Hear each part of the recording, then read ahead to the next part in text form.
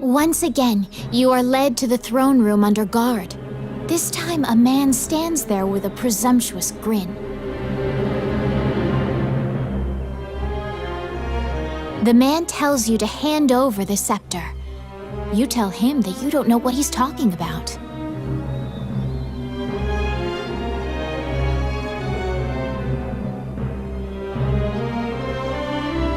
The man's mouth transforms into a twisted grin, and he signals his guards. They inch closer, swords at the ready. What will you do?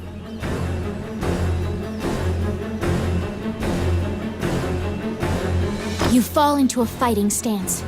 As soon as you steel yourself for battle, the Prime Minister and Princess burst in. The Prime Minister orders the guards near you to stand down. The man twirls his cape and leaves, as if nothing happened.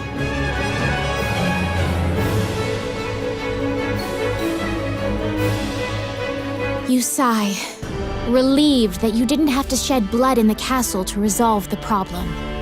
The Prime Minister tells you that man was Count Dean, the younger brother of the king.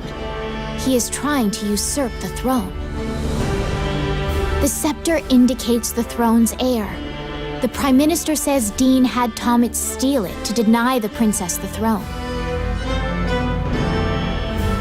The Prime Minister takes the scepter and narrows his eyes in satisfaction. He pays you for completing the request.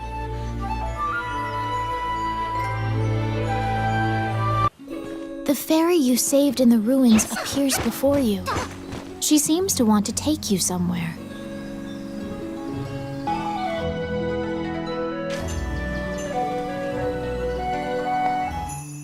The fairy leads you into an old, ivy-covered tower. You find yourself in a cluttered room that seems to be a laboratory.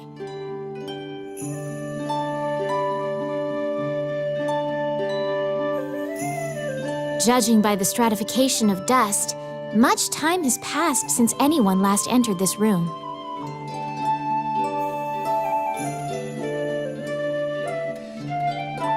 Letters amidst the shambles indicate that a magician named Lucane lives here. You find a message he penned on the desk. Lucane wrote that he was off to see a magician friend named Wallace in the underground labyrinth.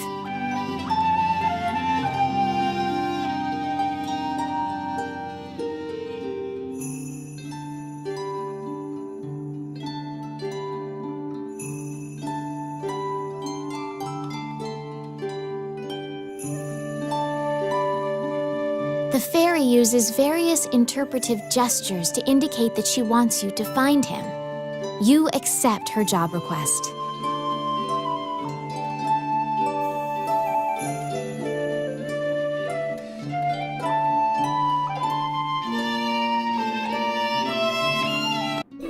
You head to Wallace's underground labyrinth to look for the magician Lucane.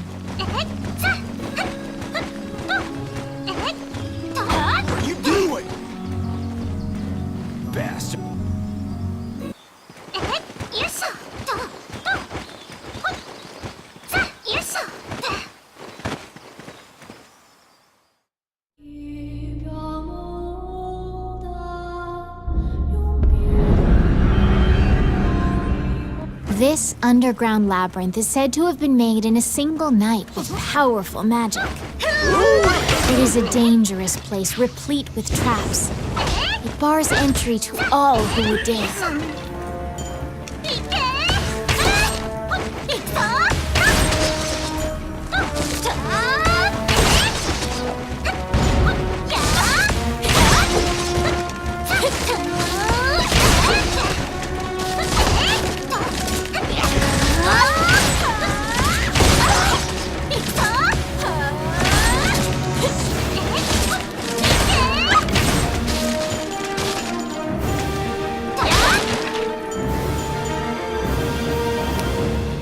It's my turn. Done!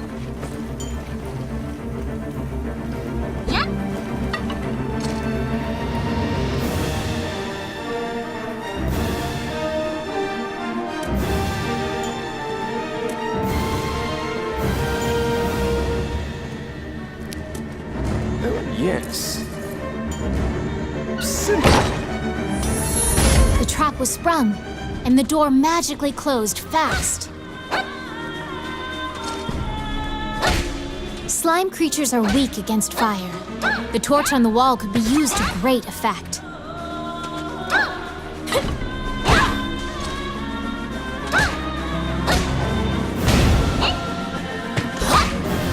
The clink of metal hitting the ground can be heard.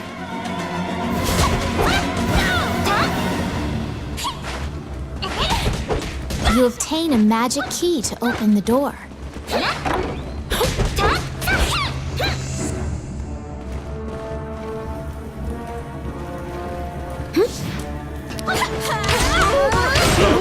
I got it.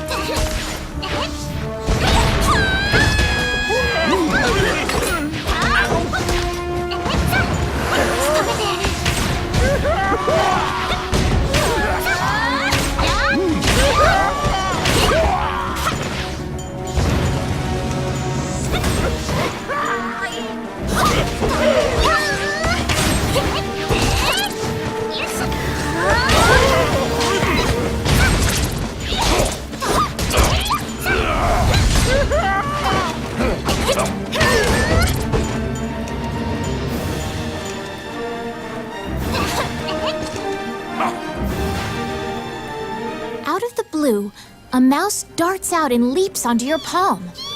The rodent claims to be the apprentice. He says he was tasked with caring for the laboratory while Wallace was gone, but it is beset by malevolent magic users.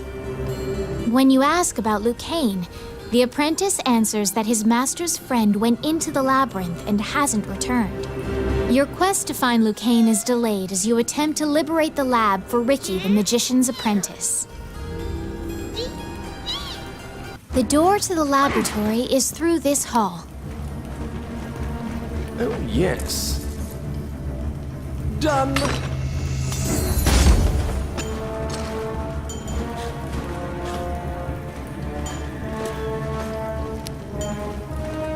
It's my turn. Oh, yeah.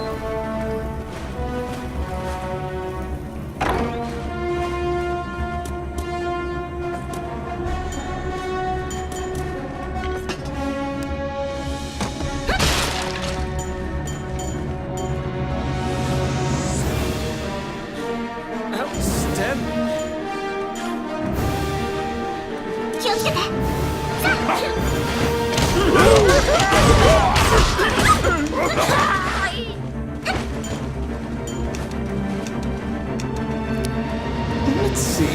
Done.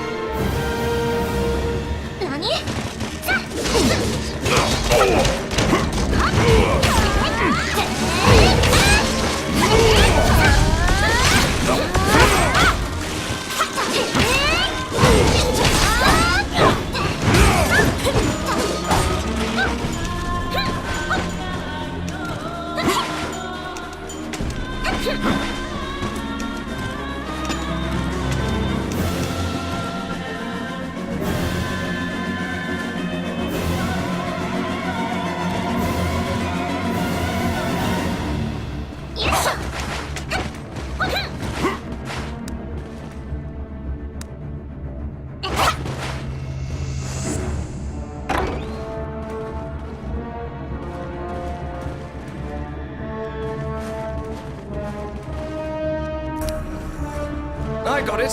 Oh, yeah. Because the laboratory was being misused, some of the experiments housed within have now run amok. There's been a population explosion of mutated beings that spread their spores around. The labyrinth is overrun by fungi.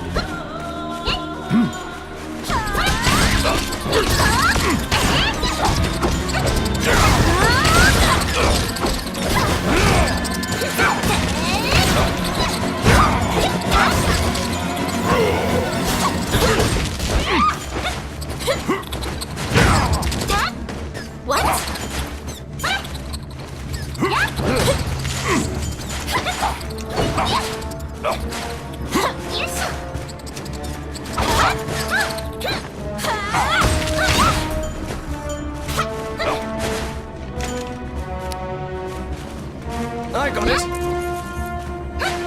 Oh yeah.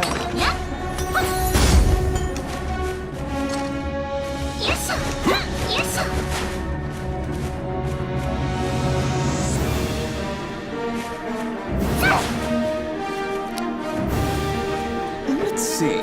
Done.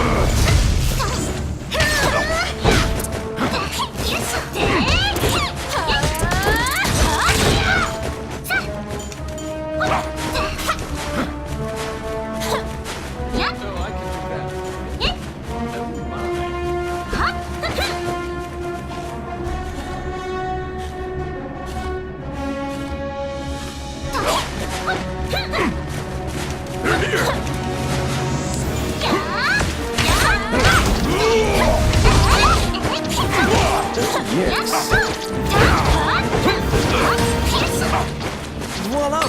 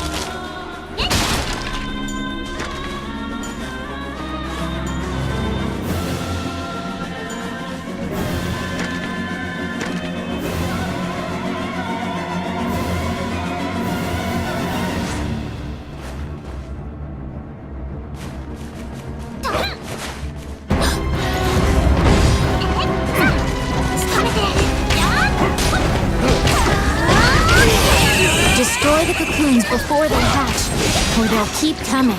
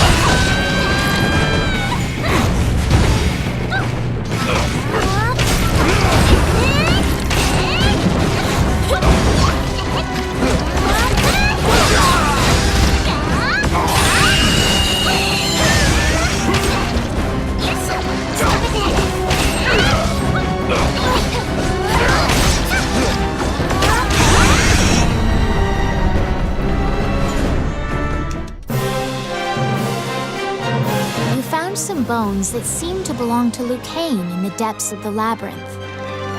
The tattered raiments and jewelry leave no doubt that the corpse is indeed Lucane's.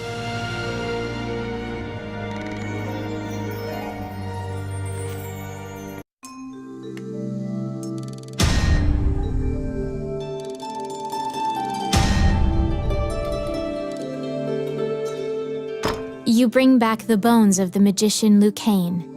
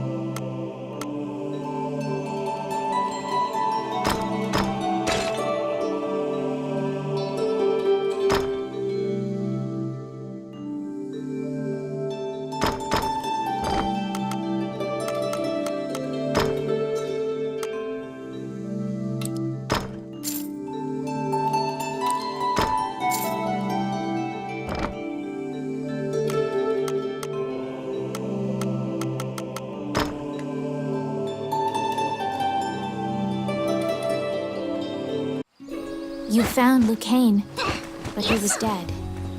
You imagine the fairy will be overcome with grief, but you need to return to her. Welcome to my shop. What would you like?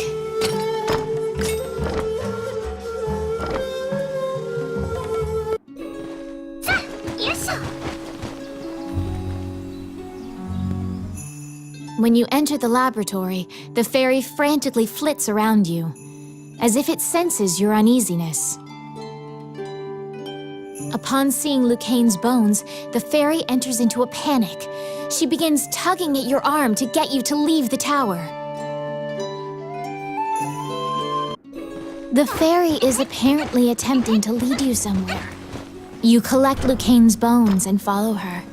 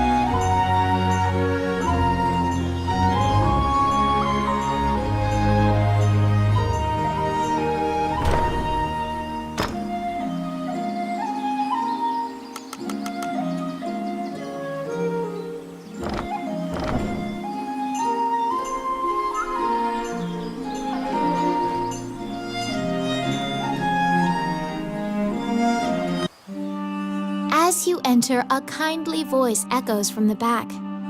You seem to be in need of help, a monk says, and approaches you. You nervously hand the monk the bones of Lucane. Allow this heart to beat again. Quench their thirst. Lead the wandering soul back. Reverse death. And awaken them. The prayer reaches the goddess, and the pile of bones is once again given flesh. Lucane, shocked to find himself alive, thanks you profusely. He tells you to visit him at his laboratory and leaves. The resurrected magician has returned to the old tower in town. You decide to see him to ask more details. Wandering One, how can I help you?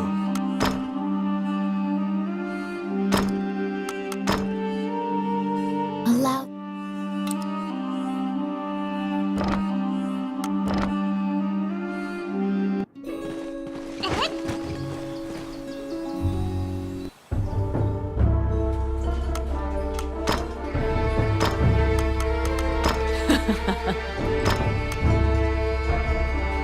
Oh, yeah!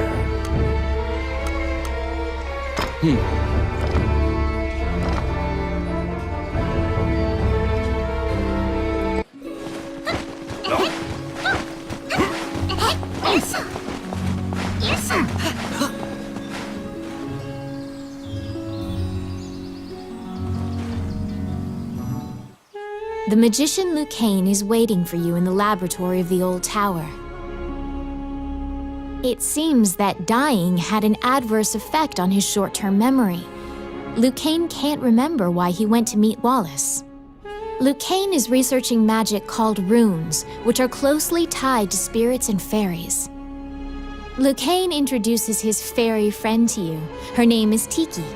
She left the fairy forest due to her strong curiosity. He thanks you again for saving him and allowing him to enjoy life's rich pageant. He displays his magic trinkets.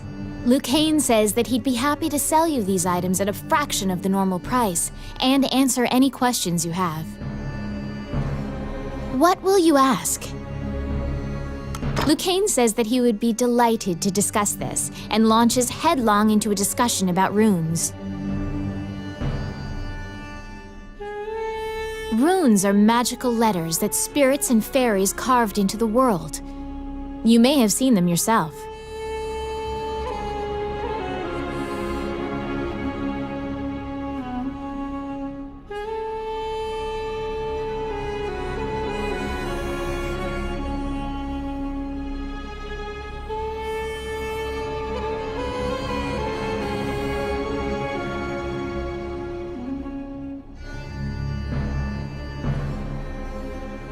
Touching runes makes letters sparkle and float.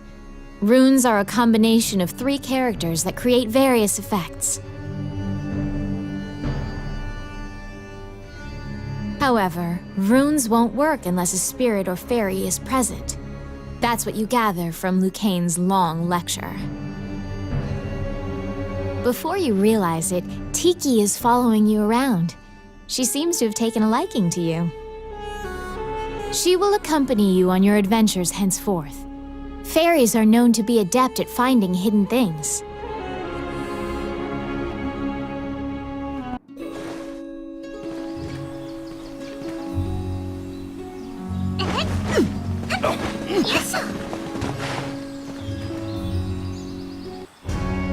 A letter from the castle has come to you via the guild. It simply says to report to the castle in all haste. You assume that the letter was sent by the Prime Minister. Perhaps he has another request for you.